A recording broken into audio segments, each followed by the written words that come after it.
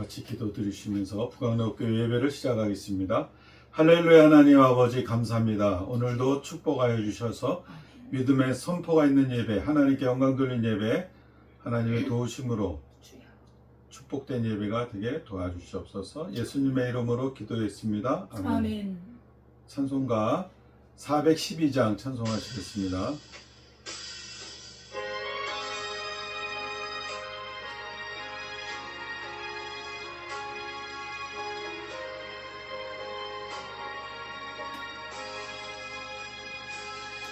내 영혼의 그 깊은 데서 맑은 가락이 울려나네. 하늘 곡조가 언제나 흘러나와 내 영혼을 보이사네.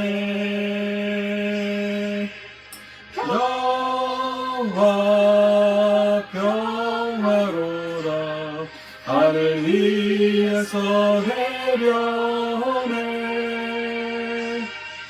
그 사랑의 물결이 영원토록 내 영혼을 덮으소서. 내 마음속에 솟아난 이 평화는 깊이 묻힌 보배로다. 나의 보화를 되내어 헐짝할짝 그 아무도 없으리라.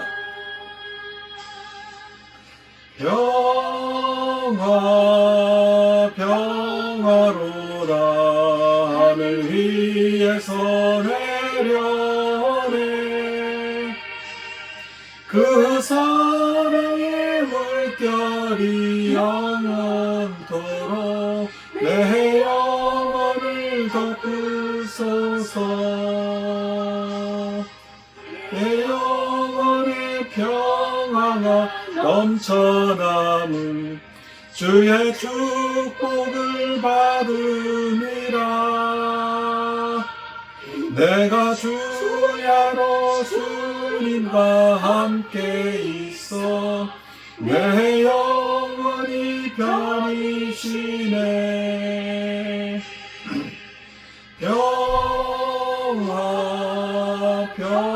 평화로다 하늘 위에서 내려오네.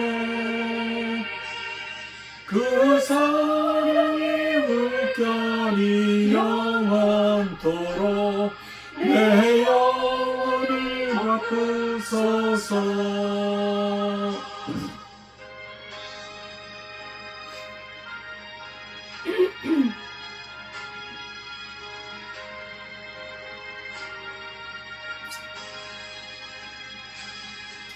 태양의 험한 길 가는 동안 참된 평화가 어디인가.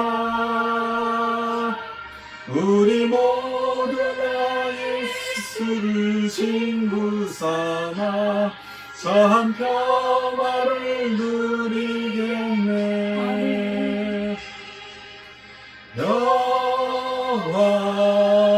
평화로다 하늘 위에서 내려오네. 그 사랑의 물결이 영원토록 내 영혼을 덮으소서. 찬송가 412장 찬송하시겠다. 612장 찬송하시겠습니다.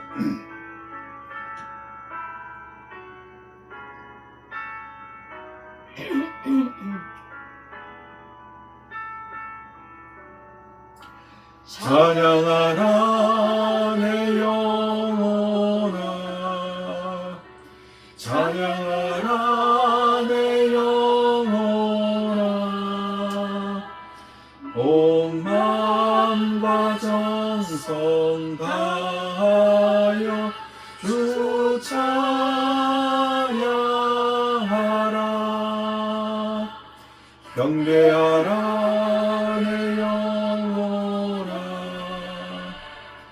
경배하라 내 영혼아. 온 마음과 정성 다하여 주 경배하라.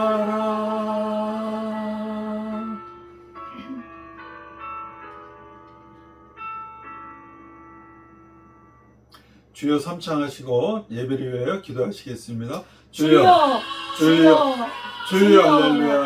하나님 아버지 감사합니다. 감사와 찬송을 드립니다. 축복하여 주셔서 믿음의 주여, 선포가 주님께서 있는 인도해 하나님 주시고 저희 삶을 우리 삶을 통하여 하나님께서 하나님 함께해 주실 영광되는 것을 삶이 되게 믿습니다. 도와주시고 이를 통하여 아버지 하나님, 영광 받아 주시옵소서. 은혜를 베풀어 오 주실 할렐루야. 것을 부흥 믿습니다. 교회를 축복하여 주시고 아버지 믿음의 선포가 감사와 찬송을 드립니다. 믿음의 영광 아버지 하나님 하나님 감사와 나타나게 찬송. 도와주시고 성령으로 도와주시옵소서. 이 주여. 시간을 지켜주시고 도와주시니 감사합니다. 오 아버지 할렐루야. 하나님 하나님 구원을 주님 앞에 축복하시니 온전한 감사합니다. 예배 드릴 수 있도록 할렐루야. 인도하여 함께하여 주옵소서. 주시옵소서.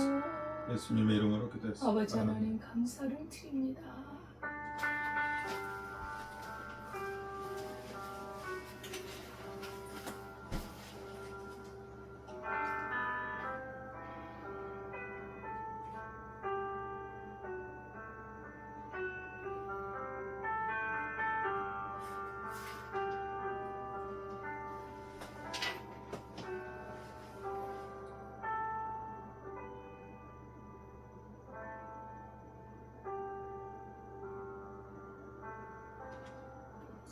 하나님은 영이시니 예배하는 자가 영과 진리로 예배할지니라. 아멘. 하나님 아버지 감사와 찬송을 올려드립니다. 우리를 지극히 사랑하사 독생자 예수님을 보내주시고 이제는 우리의 힘으로 사는 것이 아니라 그 믿음으로 그리스도 예수 안에서 살게 해주심을 감사드립니다. 주여, 믿음으로 주님 앞에 영광을 돌리며 하나님의 뜻을 이루며 하나님이 기뻐하시는 일을 이루어가는 우리의 삶이 예배가 되게 하시고 하나님이 받으심직한 거룩한 예배로 산 제사로 주님이 인도해 주실 것을 믿습니다. 아버지 하나님, 오늘 주님 앞에 예배 드릴 때 주의 성령께서 인도해 주시기를 원하오며 예수님의 이름으로 기도드리옵나이다. 아멘. 전능하사 천지를 만드신 하나님 아버지를 내가 믿사오며 그 외아들 우리 주 예수 그리스도를 믿사오니 이는 성령으로 잉태하사 동정녀 마리아에게 나시고 본디오 빌라도에게 고난을 받으사 십자가에 못 박혀 죽으시고 장사한 지 사흘 만에 죽은 자 가운데서 다시 살아나시며 하늘에 오르사 전능하신 하나님 우편에 앉아 계시다가 저리로서 산자와 죽은 자를 심판하러 오시리라. 성령을 믿사오며 거룩한 공예와 성도가 서로 교통하는 것과 죄를 사하여 주시는 것과 몸이 다시 사는 것과 영원히 사는 것을 믿사옵나이다. 아멘. 찬송가 26장입니다.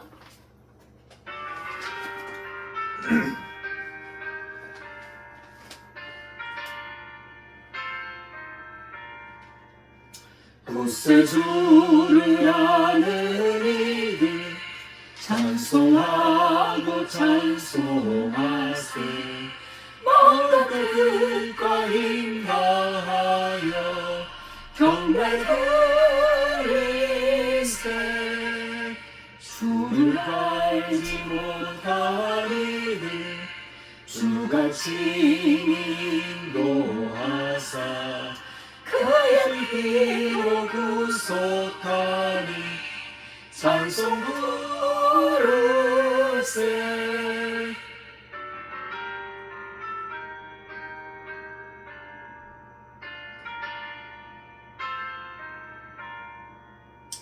약한 사람 도움받아 시험 중에 참게 되니 모든 죄를 이기는 믿음뿐이라.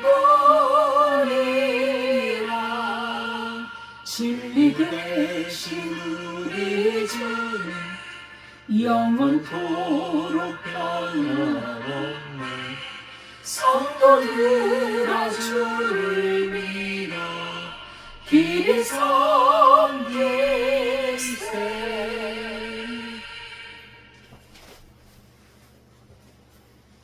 같이 기도드리겠습니다. 할렐루야. 하나님 아버지 감사합니다. 오늘도 주일날 하나님께 예배드리는 모든 부간호 성도님께 축복이 있기를 기도합니다. 하나님 성령으로 인도해 주시고 믿음으로 승리의 선포를 하게 하여 주셔서 우리가 이 세상을 살아가면서 하나님의 영광을 위하여 하나님의 기쁘신 찬양을 위하여 저희들이 사용되어지고 살아드리는 귀한 믿음의 반열에 오를 수 있도록 도와주시옵소서. 주님 저희들을 축복하여 주시옵소서. 온갖 어려움과 시련과 고통과 환경에 눌려 모든 죄의 영향으로 힘들고 어렵게 나아가는 인생이 될지라도 하나님께서 축복하여 주시고 믿음으로 선포하게 하여 주시고 성령으로 도와주셔서 마음의 근심 걱정 불안 초조는 예수 이름으로 물러가라 선포하는 믿음의 용사가 되게 하시고 하나님이 축복으로 인하여 자유함과 기쁨과 형통이 차고 넘칠 수 있도록 축복하여 주시옵소서.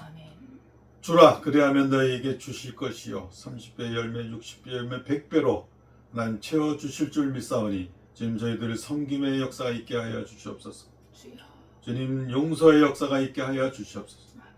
주님 저희들의 모든 자유함과 평안함이 저희 죄로 인하여서 눌려서 고통받지 아니하도록 성령님께서 도와주시어서 저희들을 평안과 자유와 기쁨으로 더욱 인도하여 주시옵소서. 저희들은 아무것도 할 수가 없어서 주님께 기도합니다. 저희 인생의 모든 것들이 하나님 형통의 복으로 내려갈 수 있도록 누릴 수 있도록 축복하여 주시옵소서. 이 예배를 통해 하나님께 영광 드리기 원합니다. 저희들 하나님 도움이 필요합니다. 저희들을 도와주시옵소서. 주님 저희들 이 예배가 하나님께 영광 돌리기를 원합니다. 지켜주시옵소서.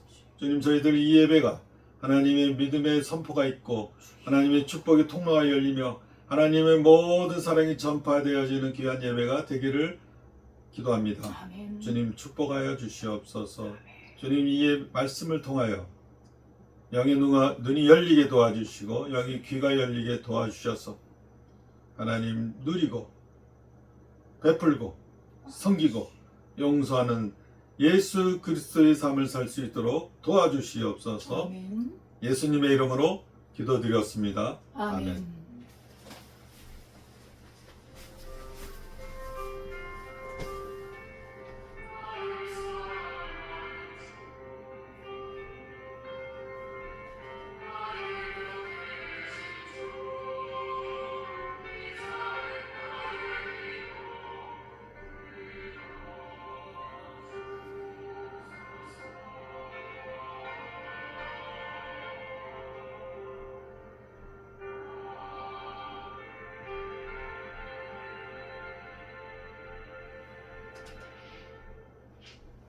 하나님의 말씀은 요한복음 2장 1절에서 5절입니다. 신약성경 144페이지 요한복음 2장 1절에서 5절까지 함께 봉독하겠습니다. 사흘째 되던 날 갈릴리 가나에 혼례가 있어 예수의 어머니도 거기 계시고 예수와 그 제자들도 혼례의 청함을 받았더니 포도주가 떨어진지라 예수의 어머니가 예수에게 이르되 저들에게 포도주가 없다 하니 예수께서 이르시되 여자여 나와 무슨 상관이 있나이까 내 때가 아직 이르지 아니하였나이다. 그의 어머니가 하인들에게 이르되 너희에게 무슨 말씀을 하시든지 그대로 하라 하니라. 아멘. 하나님 아버지 감사합니다. 이 시간에 주님의 말씀을 선포합니다. 주의 말씀에 능력이 있고 힘이 있고 생명이 있사오니 저희들을 진리 가운데로 인도하여 주옵소서. 예수님의 이름으로 기도드리옵나이다. 아멘. 아멘. 감사드립니다. 하나님의 은혜와 평강이 또 이렇게 좋은 봄날에 우리 성도님들의 가정에 함께 하시기를 기도하겠습니다. 오늘 제목은 인생의 한계점에서 주님을 의지하자 라는 제목으로 말씀을 나누도록 하겠습니다. 요한복음에는 예수님이 하나님의 아들이심을 나타내는 여러 가지 기적들이 있습니다. 요한복음에서는 7가지를 그렇게 기록을 하고 있는데, 예를 들면 오늘 본문의 말씀, 물이 포도주가 된 사건, 그리고 38년 된 병자가 나은 사건, 그리고 오병이어로 5,000명을 먹였다라는 기적, 그리고 예수님께서 바다 위로 걸어오셨다, 이런 7가지, 이런 등등해서 7가지 기적이 기록이 되어 있습니다.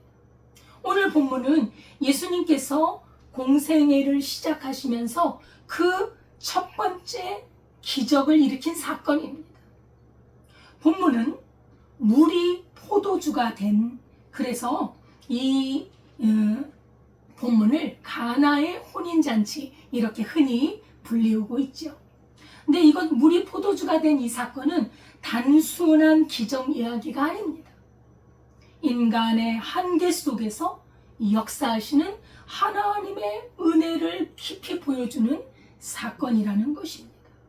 오늘 본문 1절에 보면 갈릴리 가나에 혼례가 있었는데 예수님의 어머니도 거기 계시고 예수님과 그 제자들도 혼례의 청함을 받아 참여하고 있었습니다.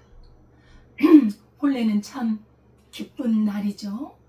그러니까 예수님이 처음 기적을 행하시던 것이 결혼식에 참여하여 기적을 일으키셨다는 것이지요. 결혼이란 기쁨의 상징입니다.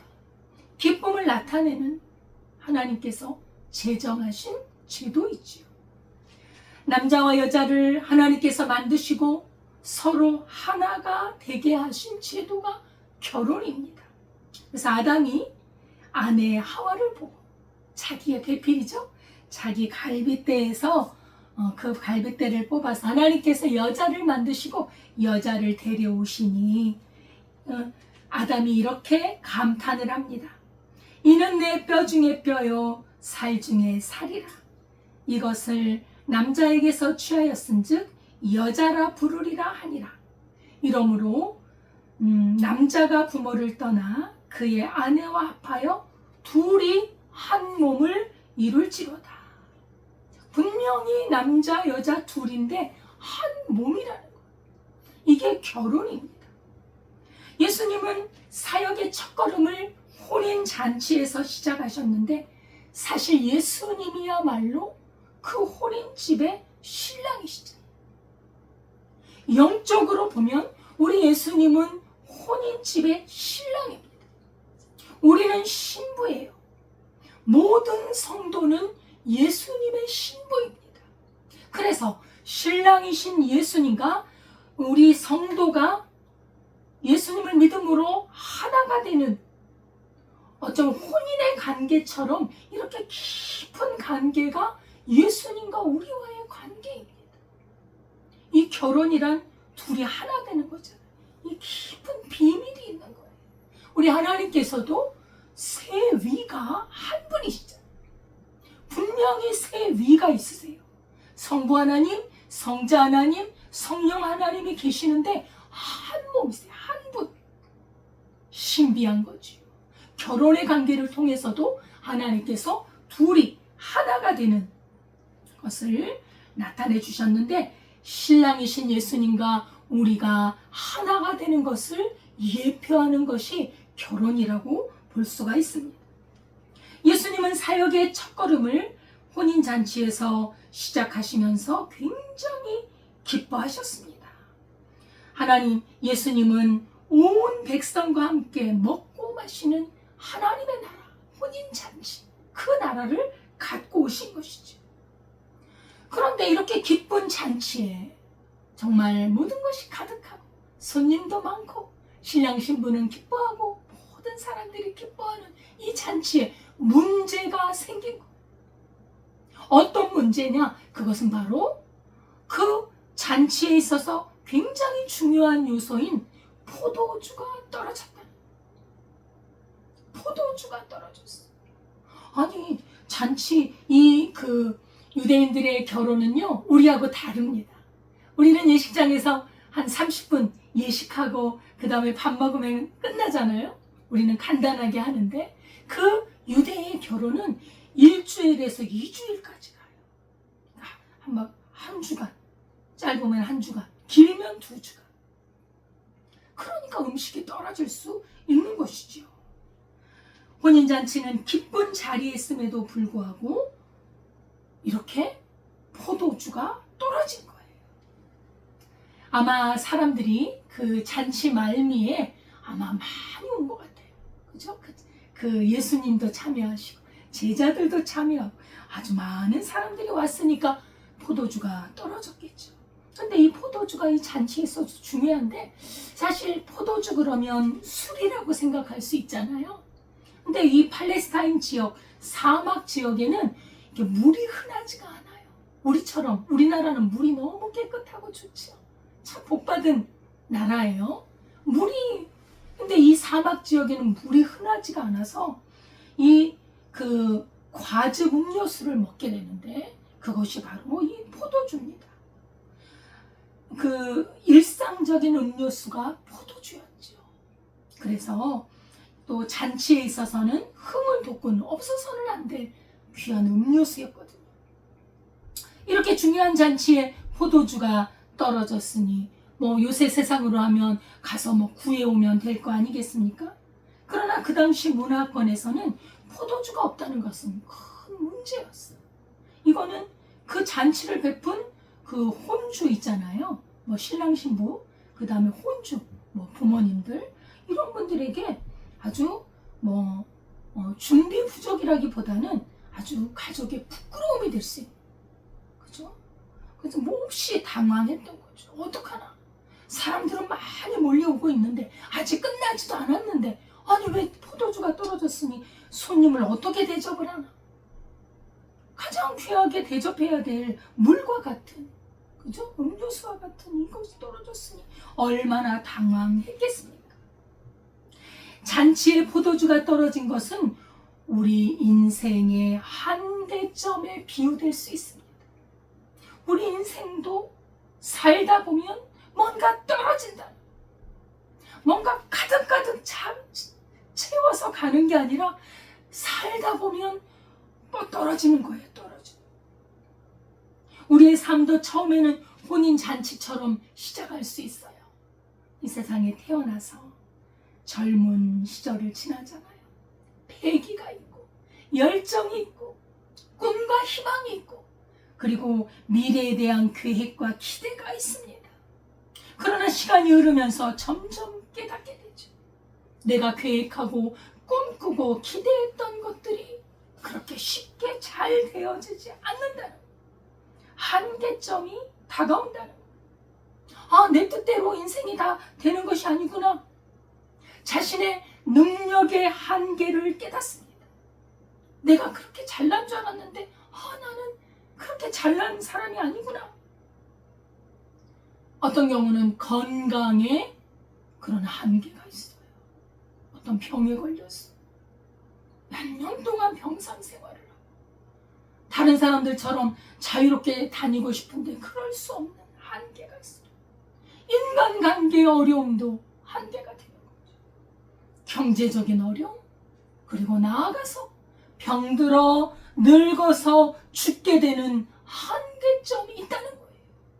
그건 우리 인생은 누구나 그렇습니다. 내가 더 이상 할 수 있는 것이 없구나. 다 할 것 같아요. 다 하면 될 줄 알았어요. 그러나 내가 전능한 모든 것을 다 할 수 있는 존재가 아니라는 것을 깨닫고 우리 사람들은 낙심하게 되고 절망하게 되고 때로는 자포자기하는 인생도 생겨납니다. 그래서 성경은 분명하게 말씀하고 있습니다.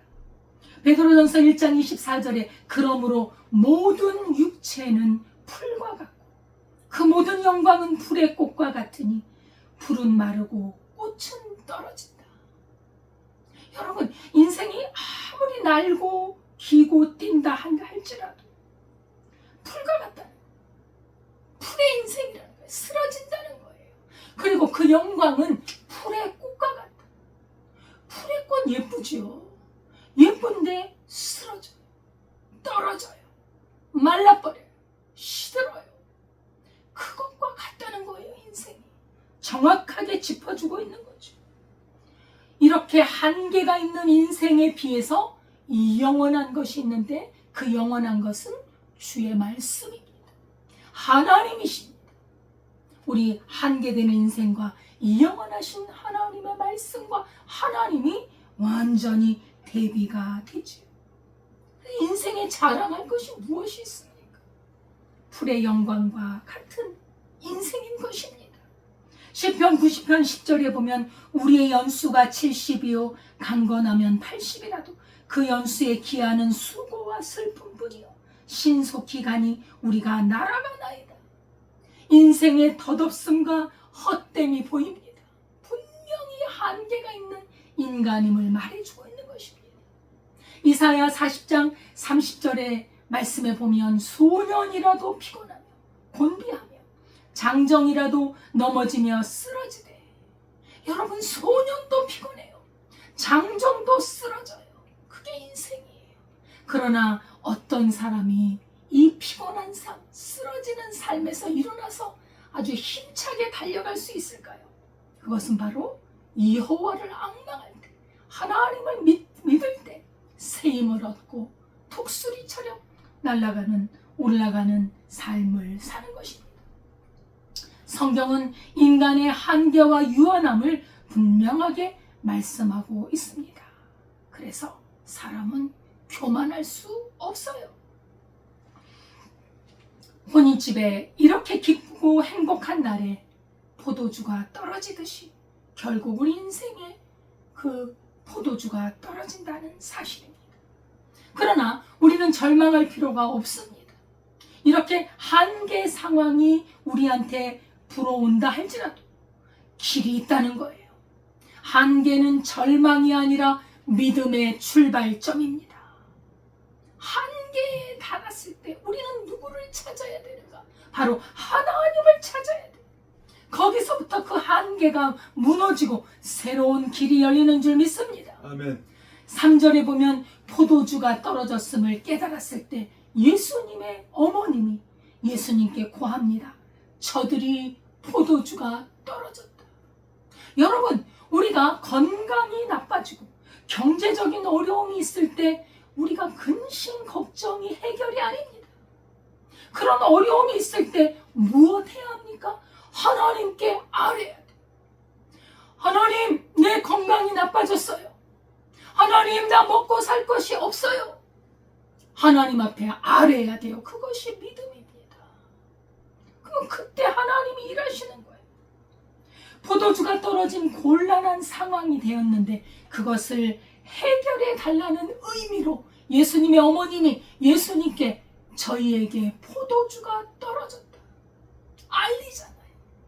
알리지 않으면 그 상황이 그대로 지속됩니다. 포도주가 떨어진 상태로 지속되는 거예요. 여러분, 예수님께 우리가 기도하지 않으면 우리의 절망이 그대로 유지돼요. 그러나 우리가 예수님께 우리의 그 고통과 아픔과 한계를 하나님 앞에 아뢰면 예수님께서 들으시고 해결해 주실 줄 믿습니다. 아멘. 오늘 말씀은 그 말씀을 하는 거예요.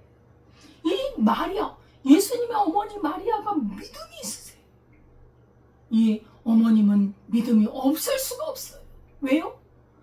자기가 이 아들을 어떻게 잉태했는지 알잖아요. 분명히 결혼하지 않았는데, 정혼하고 동침하지 않았는데 성령으로 잉태됐잖아요. 물론 자신이 낳았지만 성령으로 잉태된 하나님의 아들이심을 믿었다는 거예요. 하나님의 아들, 이 세상을 구원하기 위해 오신 하나님의 아들이심을 믿었기 때문에 마리아는 그 아들이 단순히 인간적인 자연적인 아들이 아니라 하나님으로 구주로 믿고 주님 앞에 아뢰는 것입니다. 문제를 보고 당황만 하는 것이 아니라 걱정만 하는 것이 아니라 예수님께 문제를 가져갔다는 거예요.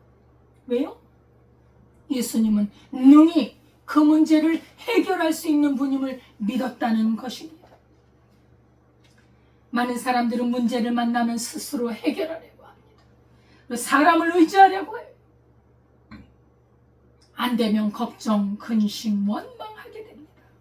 그러나 믿음의 사람은 어려움이 있을 때 그 문제를 하나님께 가지고 갑니다.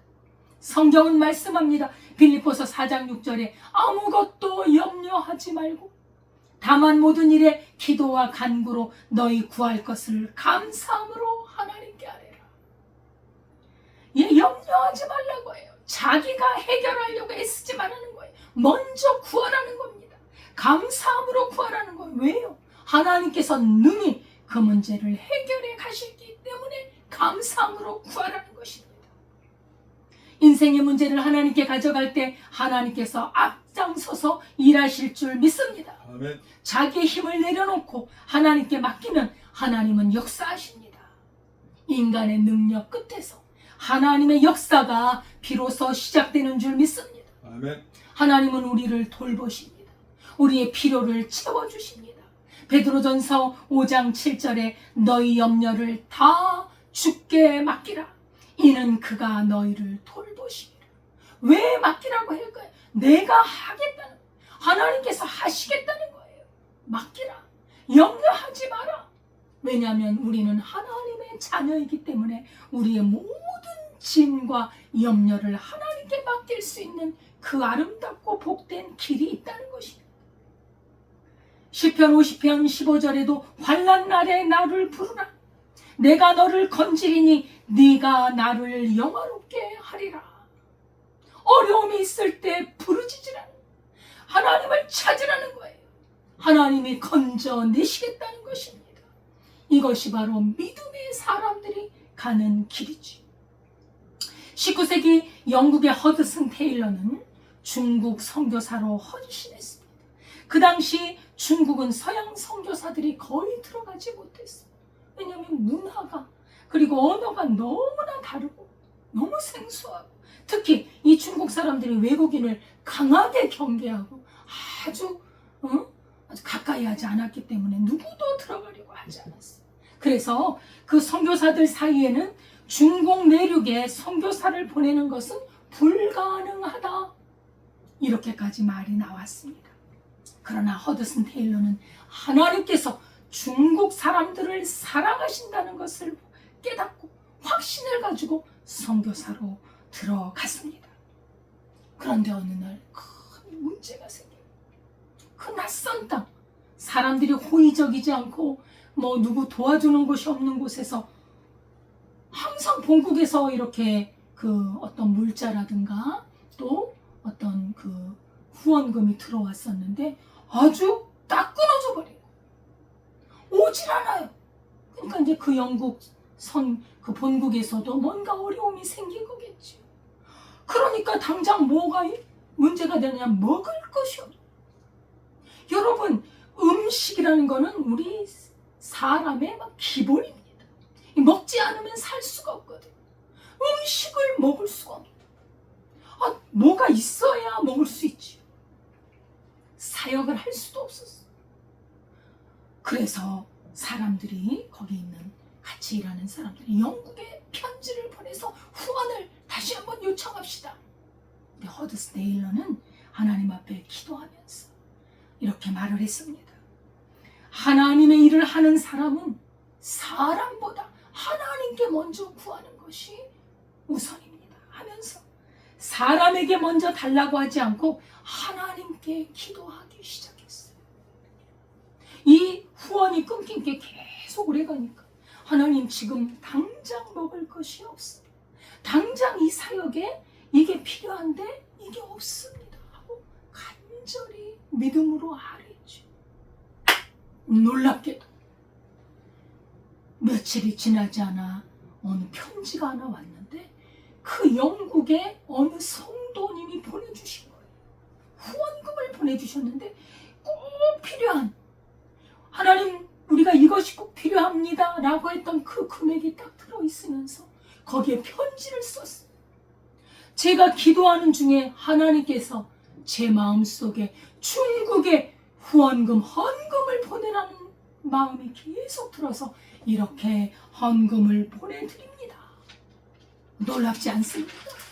하나님께 구했더니 하나님께서 다른 성도의 마음을 움직이셔서 후원금을 보내도록 역사해 주신 것이죠. 이런 일이 한두 번이 아니에요.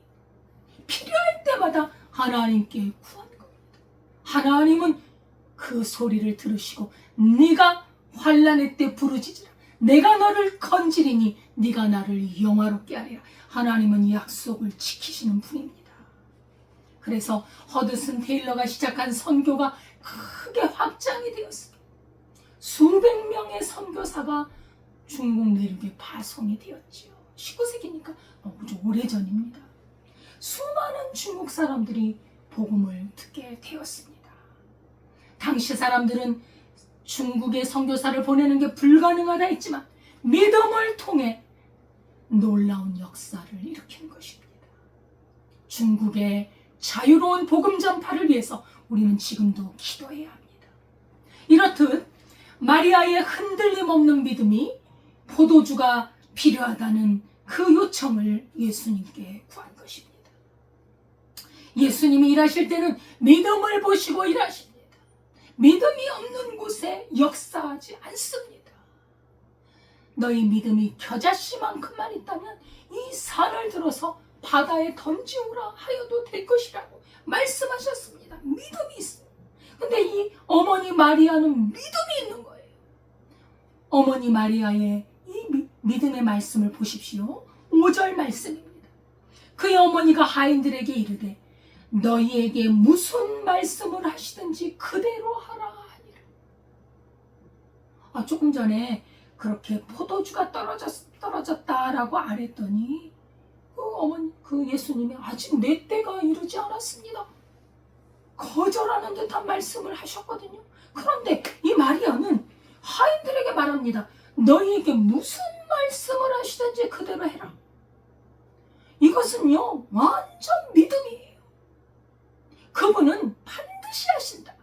지금 못하신다 하셔도 그거 염려할 게 없다. 반드시 행하시니 무슨 말씀을 하시든지 그대로 해라. 예수님을 신뢰하는 말이죠. 이 하나님의 때에 주님 하나님의 아들이신 예수님은 반드시 역사할 것을 믿었다는 것입니다.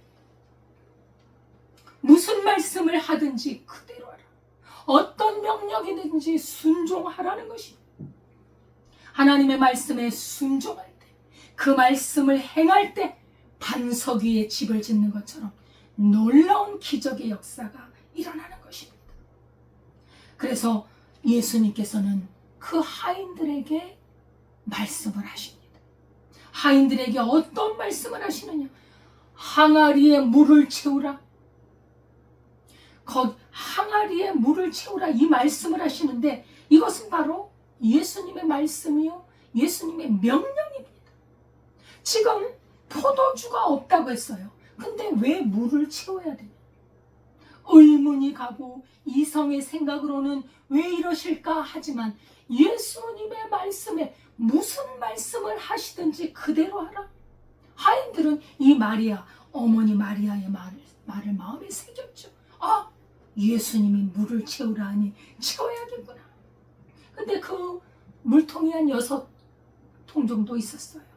정결 예식을 위해서 사용하던 돌 항아리가 6항아리가 있었는데 그 항아리 한 항아리는 약 2-3통이 들어가요. 약 100리터 내외가 들어가는 게 한 항아리. 근데 6통이 있으니까 약 그냥 700리터 정도 내외로 채워야 돼요. 엄청난 양이죠. 물이 많지. 불순종할 수도 있고. 왜 물을 채웁니까? 포도주가 떨어졌는데 대들 수도 있고. 그런데 이 하인들이 말에 순종합니다. 이 채우라는 것은 가득히 채우라. 그냥 보통 넣으라는 게 아니라 찰랑찰랑할 정도로 아구까지 꼭대기까지 채우라는 것입니다. 그래서 이 하인들이 물을 채웠는데 그 6항아리에 물이 가득 채워졌어요. 예. 무슨 말씀을 하시든지 그대로 하라. 이 말씀이 큰 효력이 있었던 것입니다. 예수님의 말씀에 순종하고 나니까 놀라운 일이 일어납니다. 아직까지 놀라운 일이 일어난 건 아직 몰라요. 순종을 했어요, 1차적으로. 그런데 또 예수님이 말씀합니다. 그 물을 떠서 연회장에게 갖다 주라. 그 잔치를 베푸는 주인이 있잖아요. 갖다 주라는 거예요. 포도주를 갖다 줘야 되는데 왜 물을 갖다 주라고 할까? 여기서도 이성적인 판단은 금물입니다. 예수님의 말씀에는 그대로 순종해. 두 번째 명령이요, 두 번째 순종입니다. 이 하인들이 그대로 그 물을 떠서 갖다 줬습니다. 이 물이 어떻게 됐는지는 아무도 몰라요. 예수님만이 알고 있었는데 그 물을 떠서 연회장에게 갖다 주고 나니까 그 물이 포도주가 되어 있더라는 거예요. 포도주로 변해 있더라는 거예요. 그것도 좋은 포도주, 최상급 포도주로 변해 있더라는 거예요. 언제 이것이 일어났습니까? 기본적으로는 순종했더니, 말씀에 순종했더니 기적이 일어나는 것입니다. 그래서 연회장은 물로 된 포도주를 맛보고도 어디서 났는지 알지 못하되 물 떠온 하인들은 알더라. 이 물이었는데 포도주가 됐구나 하고 알겠죠. 그래서 연회장이 신랑을 불러 말합니다. 사람마다 먼저 좋은 포도주를 내고 취한 후에는 낮은 것을 내거든. 그대는 지금까지 좋은 포도주를 두었도다 하고 칭찬을 해요. 예수님이 행하신 첫 표적입니다. 물이 포도주가 된 사례. 여러분, 여기에는 중요한 영적인 의미가 있습니다. 예수님은 단순히 부족함을 조금 채우는 그런 분이 아니십니다. 가득 풍성하게 채우시는 분이십니다. 예수님은 우리가 필요로 하는 것을, 부족을 조금 채우시는 분이 아니라 가득 넘치게 포도주가 아주 6항아리에 가득 채워졌던 것처럼 우리 인생을 가득 풍성하게 채우시는 분이십니다. 여러분, 우리 인생은 죄로 말미암아 고통과 불의와 또 그로 말미암아 사망과 너무나 많은 어두움과 그죠? 부족함이 가득한 사람. 그런데 예수님이 말씀하셨어요. 요한복음 10장 10절에 내가 온 것은 양으로 생명을 얻게 하고 또 그를 더 풍성하게 얻게 하려. 내 양에게 생명을 주고, 이 생명은 우리가 지금 이 생명이 있잖아요. 이거는 죽을 생명이에요. 죄로 말미암아 죽을 생명이 우리의 생명이에요. 한계가 있어요. 근데 예수님께서 주시는 생명은요, 참 생명. 하나님과 화목해서 영적인 생명을 얻고 그 성령으로 말미암아 충만해지고 풍성해지는 생명입니다. 영원한 생명, 영원히 죽지 않는 생명을 얻게 해주시고 풍성하게 해주시기 위해서 오셨다는 거예요. 예수님은 우리에게 필요한 모든 것들을 다 준비하고 계신다는 것입니다. 우리로 가난하게 살게 하지 않으셨습니다.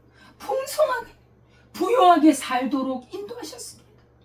세상을 다스리는 세상 임금인 이 마귀 사탄은 우리를 도둑질하고 죽이고 멸망시키려고 하지만 우리 예수님께서는 그런 사탄에게서 우리를 건져내셔서 우리로 생명을 얻게, 영적인 생명을 얻게 하고 풍성하게 살도록, 영육간에 풍성하게 살도록 우리 하나님께서는 그렇게 만드셨다는 거예요. 그래서 빌립보서 4장 19절에 보면 나의 하나님이 그리스도 예수 안에서 영광 가운데 그 풍성한 대로 너희 모든 쓸 것을 채우시리라. 우리 주님이 우리의 필요를 채우시고 풍성하게 하나님의 영광 가운데 채워주십니다. 그러므로 구하십시오. 주실 것입니다. 찾으십시오. 찾을 것입니다. 문을 두드리세요. 열릴 것입니다. 믿음으로 하나님께 구하면 이 영광 가운데 풍성하게 채워주십니다. 시편 23편 1절에는 여호와는 나의 목자시니 내게 부족함이 없으리라. 아멘. 우리 하나님을 믿고 우리 하나님을 의지하고 하나님께 간구하는 사람은 부족함이 없는 줄 믿습니다. 아멘. 하나님을 의지하고 가까이 나아가고 어떤 어려움이 있을 때마다 주님을 의지하고 부르짖으면 우리 하나님은 나의 부족함이 없도록 채우십니다. 여러분, 무엇이 부족합니까? 무엇이 필요합니까? 구하십시오. 어떤 문제든지 하나님께 구하십시오. 온전히 맡기고 구하십시오. 여러분, 결혼도요. 저도 이제 나중에 결혼에 대해서 조금 더 얘기하겠지만 결혼하기를 원하는 사람이 있어요. 구해야 돼요. 내 판단과 내 생각으로 구하지만 찾지 말고 하나님께 구하고 행동하란 말입니다. 하나님이 주십니다. 하나님이 가장 합당한 배우자를 주신다는 거예요. 믿음 안에서 우리 하나님께서는 절망의 자리에서도 믿음 안에서 소망을 주시고 풍성하게 하는 분인 줄 믿습니다. 아멘. 이렇게 잔칫날에 중요한 음료수인 포도주가 떨어졌을 때 예수님은 물이 포도주가 되는 기적을 행하셨습니다. 이것은 하나님의 영광을 나타냈습니다. 이 주님이 일으킨 기적 자체가 주님의 영광을 드러내신 것입니다. 오늘 본문의 11절에 보면 예수께서 이 첫 표적을 갈릴리 가나에서 행하여 그의 영광을 나타내시매 제자들이 그를 믿으니라. 갈릴리 가나에서 이 혼인잔치에서 첫 표적, 첫 기적을 행하셨는데 이것은 바로 주의 영광을 드러냈다. 여러분, 예수님이 누구시죠? 예수님은 하나님의 아들이십니다. 다시 말하면 예수님은 하나님이시라는 거예요. 성자 하나님이십니다. 하나님만이 이 기적을 행할 수 있는 거예요. 만물을 다스리는 분이 하나님이십니다. 예수님이 어떤 분이신 줄을 드러내시고 정말 우리의 구세주가 되기에 합당하신 분인가? 충분하신 분인가? 충분하신 분이라는 걸 드러내신 것이죠. 예수님이 우리의 구세주로서 우리를 죄에서 건져내시고 그래서 그분은 넉넉한 우리의 메시아가 된다는 것. 그 신분을 드러내기 위해서 기적을 행하셨어요. 그 결과가 뭡니까? 제자들이 예수님을 믿어요. 제자들이 예수님을 하나님의 아들로 믿고 따릅니다. 이 제자들은 기적을 엄청 많이 경험해요. 그렇잖아요? 하나님이신 줄 알아요. 왜요? 이건 예수님의 뜻입니다. 하나님의 뜻입니다. 왜냐하면 예수님만이 우리 인간들의 빛입니다. 우리 사람들의 빛이 예수님. 예수님만이 우리의 길입니다. 진리입니다. 생명입니다. 다른 길로는 하나님께 갈 수가 없어요. 천하 인간의 구원을 얻을 만한 다른 이름을 우리에게 주신 적이 없어요. 예수님을 믿고 그 예수님을 마음에 영접하고 예수님과 하나 되어 연합되어 믿음으로 살아가는 그 사람은 하나님의 나라에 들어간다고, 들어올 수 있다고 하나님께서 말씀해 주셨다는 것입니다. 아멘. 또한 우리 인생에서 한계를 만날 때 그 한계를 주님께 아뢰면, 하나님께 의지하면 주의 능력이 나타나고 예수님이 우리 인생 속에서 그 영광을 드러내신다는 거예요. 그래서 우리가 어려움이 있을 때마다 이거는 하나의 주님의 영광을 드러내는 길이다, 주님의 영광을 나타내는 역사다 하고 하나님을 더욱더 믿고 하나님께 더욱더 가까이 갈 때 주께서는 우리를 통해 살아계신 하나님, 살아계신 예수님을 드러내고 영광을 받으실 것입니다. 믿음으로 나갑시다. 믿음으로 승리합시다. 어떤 것도 우리에게는 우리 인생에 많은 어려움들이 우리가 사는 날 동안 어려움이 다가와요. 여러분, 파도를 보세요. 파도가 얼마나 출렁입니까? 계속 파도가 오는 것처럼 우리 인생에는 걱정거리, 염려거리가 다가옵니다. 그럴 때마다 뭐 해야 합니까? 그럴 때마다 우리는 신이 나는 거예요. 이거는 이제 내가 주님을 더 의지하라는 것이구나. 내가 주님께 더 가까이 가라는 것이구나. 하나님의 말씀을 붙들라는 것이구나. 하나님께 부르짖으라는 것이구나 하고 주 앞에 나아가면 네가 나를 믿느냐? 네가 이 영광을 보리라 하고 주님께서 역사하실 줄 믿습니다. 아멘. 이러한 기적이 우리 성도님들의 가정에 삶에 풍성하기를 주의 이름으로 축원합니다. 기도하겠습니다.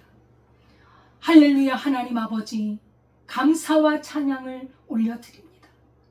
죄와 사망으로 말미암아 영원한 멸망에 처한 이렇게 한계가 있는 우리들을 불쌍히 여기시고 사랑하셔서 그리스도 예수께서 이 땅에 오셔서 우리의 죄를 짊어지고 우리가 사는 길을 열어주신 은혜를 감사합니다. 아멘. 예수님을 믿어 영생을 얻고 구원을 얻었는데 우리가 살아가는 모든 인생에서 더욱더 주님을 의지하고 좋을 때 더 주님을 찬양하고 기뻐하지만 어려운 일이 있을 때 더 주님을 의지함으로 하나님의 영광이 나타나고 우리 삶 속에 그리스도 예수가 드러나는 놀라운 삶이 우리 가운데 이루어질 줄 믿습니다. 아멘. 사랑하는 성도들에게 이 믿음을 주시고 부족하고 없을 때 하나님 앞에 구하는 믿음의 사람들 되게 하옵소서.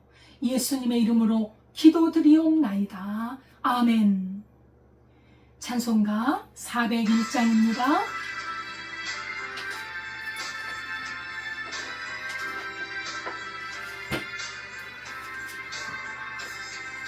주의 곁에 있을 때 마음이 든든하오니 주여 내가 살거나 인도하여 주소서.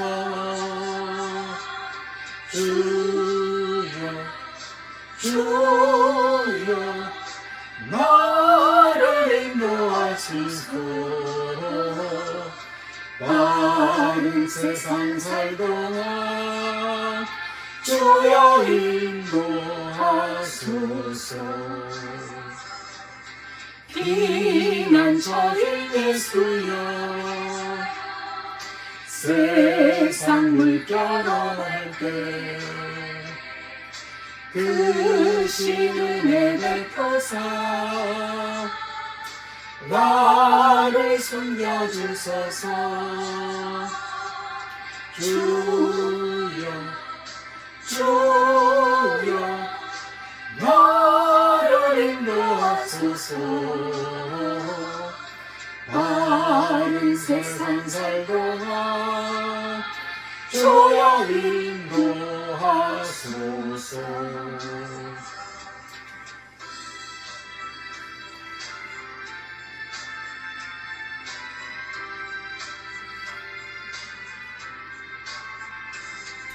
세상 풍파지나무 영화로운 나라와 눈물 없는 곳으로 들어가게 하소서. 주여 나를 인도하소서.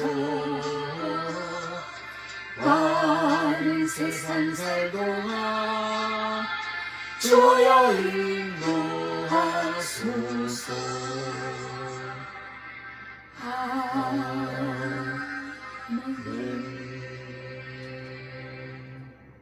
하나님 아버지 감사합니다. 부족한 인생, 한계가 있는 인생, 풀의 꽃과 같은 쓰러져가는 그런 헛된 인생인데 우리 하나님께서 우리를 지극히 사랑하사 우리 주 예수님을 통해 영원한 생명, 영원한 구원, 이 땅에서도 우리를 건지시고 역사하시는 그 은혜를 경험하게 하심을 감사합니다. 아멘.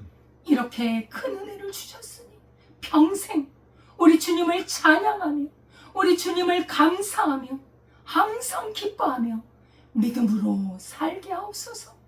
아버지 하나님, 어려움이 있을 때마다 더욱더 주님을 의지하고 주님께 아뢰고 구하고 찾고 그리고 두드림으로 주의 영광을 드러내게 하옵소서. 아멘. 하나님 앞에 감사하여 드린 예물이 있습니다. 이 예물이 하나님 쓰이는 곳에 우리 하나님의 영광이 드러나고 무엇보다도 많은 영혼들이 주께로 돌아오는 역사가 있게 하여 주옵소서. 십일조헌금, 주일헌금, 감사헌금, 제목마다 드린 헌금 위에 만배나 천배나 갚아주사 아버지 하나님, 쓰고도 남으며 주의 나라를 위하여 헌신하며 주여 하나님의 나라가 아버지 온전히 말 때까지 주를 위해 헌신하는 우리의 삶이 되게 하옵소서. 아멘. 우리 부강록교회를 축복하여 주시고 우리 교회가 참으로 하나님 앞에 거룩한 산제사로 예배하며 전도하며 아버지 하나님 주의 뜻대로 살며 많은 사람들에게 빛이 되는 삶으로 인도해 주옵소서. 우리나라를 하나님 대한민국을 붙들어 주시고 긍휼히 여겨 주시사 모든 불의와 불법이 물러가게 하시고 부정선거 하나님 해결하여 주시고 정직한 선거로 당선된 사람들이 위에 설 수 있도록 축복하여 주옵소서. 아멘. 감사드리며 예수님의 이름으로 기도드리옵나이다. 아멘. 감사드립니다. 하나님의 은혜가 우리 성도님들의 가정에 함께하기를 기도합니다. 우리나라 이제 하나님께서 붙들어 주셔서 정말 이 혼란스러운 시대에 우리 하나님의 은혜가 임하고 공의가 임하게 하소서 기도해야겠습니다. 그리고 특별히 이번에 또 다가오는 선거가 있는데 부정선거는 안 됩니다. 부정선거로 당선된 사람들은 혹시 있다면 그 사람들은 물거예요. 그 사람들은 위에 설 수 없어요. 우리나라의 선거제도가 정직하게 반장선거처럼 그 즉시 펴서 정확하게 정직하게 대표를 뽑는 그러한 정직한 나라, 공의로운 나라 대한민국이 될 수 있도록 기도해 주시기를 바랍니다. 주기도문 하겠습니다.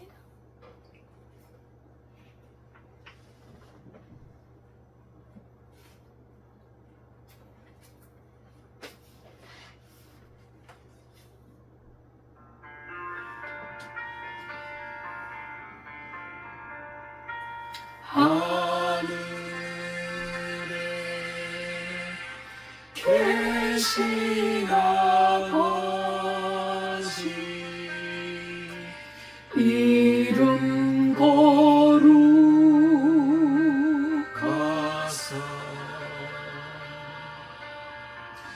주님 나라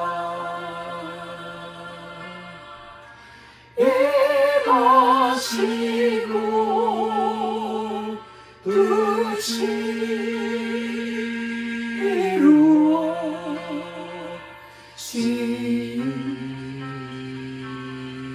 이루어지다.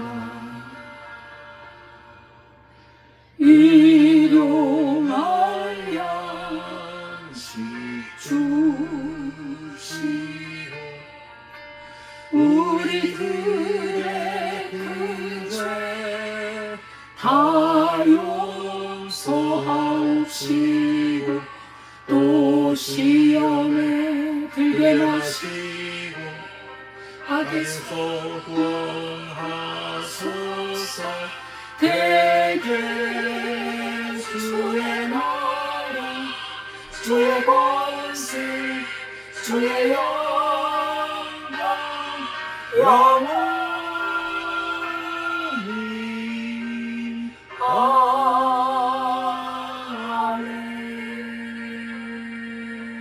아멘.